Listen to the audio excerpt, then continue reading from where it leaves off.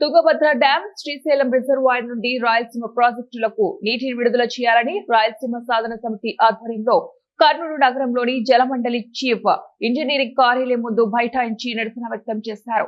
ఈ సందర్భంగా రాయలసీమ సాధన సమితి నాయకులు దశరథ రామరెడ్డి, సిపిఐ రామాంజనేయులు మాట్లాడుతూ ఖరీఫ్ లో ముందస్తుగా వర్షాలు పడటం వల్ల రాయలసీమ ప్రాంతంలో రైతులు విత్తనాలు వేసుకున్నప్పటికీ మేఘాలు దోబుచులాట వల్ల సకాలంలో వర్షాలు కురవక పంటలు ఎండిపోతున్నాయని తెలిపారు.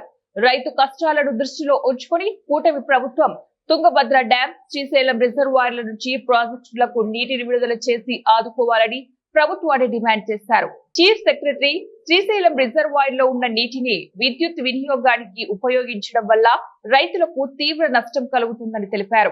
ఖాళీగా పెట్టొద్దు, పంటలంతా వేసుకోండి అన్నారు. ఆయన మాటల మీద దాదాపు 2-3 లక్షల ఎకరాల్లో వర్షాలు కూడా త్వరగా వచ్చిన సందర్భంలో అనేక రకాల పంటలు ఇక్కడ వేసుకున్నాం. అయితే పంటలు వేసుకున్న నేపథ్యంలోనే ఈ ఋతుపవనాలు దోబుచ్చులాడడం వల్ల ఇక్కడ ఆ పంటలు ఎండిపోయే పరిస్థితి వచ్చింది. అయితే భగవంతుడు కరుణించి పైన పడిన వర్షాలతో అటు తుంగభద్ర డ్యాంలోకి నీరు చేరింది, శ్రీశైలంలోకి నీరు చేరింది. కానీ ఈ నీటిని విడుదల చేయడానికి మాత్రం పాలకులకు ఎందుకో మనస్సు ఒప్పని పరిస్థితి ఈరోజు కనపడతాం. శ్రీశైలంలో 854 అడుగులకు దాదాపు 22వ తారీఖు వచ్చింది. ఈ రోజుకు 10 రోజుల కిందనే వచ్చిన పాలకులు అటువైపు ఆలోచన కూడా చేయని పరిస్థితి ఒకవైపు ఉంటే, తుంగభద్రలో గేట్లు తెగిపోతున్నాయి, దీన్ని నిర్మాణం చేపట్టాలని చెప్పి వారు అభిమానించే కన్నయ్య నాయుడు గారు చెప్పినా కూడా ఎందుకో అటువైపు దృష్టి మళ్లించకపోవడం వల్ల ఈరోజు ఆ గేట్ల పరిస్థితి భయంకరంగా ఉండి నీళ్లు 75 టీఎంసీలు వచ్చాయి. ఇంకొక 5 టీఎంసీలు రాబోయే ముందు నదిలోకి నీళ్లు వదిలేస్తామని చెప్తున్నారు. కానీ కాలువలోకి నీళ్లు వదలడానికి మనసు ఒప్పడం లేదంటే ఎందుకో బాధగా ఉంది.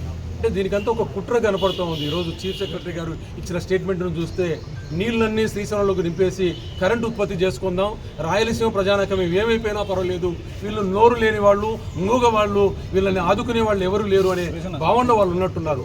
ఆ భావన ఆశతో వారంతా కూడా అనేక పంటలు కూడా కంది, మినుము, అదేవిధంగా మరి ఆముదము ఇలాంటి అనేక పంటలు కూడా వాళ్ళు వేశారు. అయితే మళ్ళీ వర్షాపాతం వల్ల కొత్త దోబూచులాడడం వల్ల మరి రైతుల పంటలు పూర్తిగా ఎండిపోయే పరిస్థితి ఉంది. వారు ఎంతో ప్రతి ఎకరానికి 1000 రూపాయలు పెట్టుబడి పెట్టి నష్టపోయేటువంటి పరిస్థితి దాపురించింది. మరొక వైపు ప్రకృతివే ఒకవైపు ఈ రకంగా మరి ముందస్తు వర్షాలతో సహకరిస్తూ ఉంది. జలాశయాలు కూడా నిండిపోతూ ఉన్నాయి. అయితే జలాశయాలు నిండిపోయినటువంటి సందర్భంలో పాలకులకు ఏమాత్రం చిత్తశుద్ధి లేదు. ఇక్కడ ఉన్నటువంటి అధికారులు మరి వారు ఆకాశంలో ఉన్నారా లేకపోతే ఇక్కడ భూమిపైన నివసిస్తున్నారో అర్థం కావడం లేదు. కానీ ప్రభుత్వ యంత్రాంగం కూడా ఏమాత్రము ఉన్నటువంటి నీటి జలాశయాలను బట్టి మరి ముందస్తుగా ఎందుకు నీరు విడుదల చేయకూడదు, రైతుల పంటలు కాపాడకూడదు అని చెప్పేసి మేము సిపిఐ తరఫున డిమాండ్ చేస్తాం.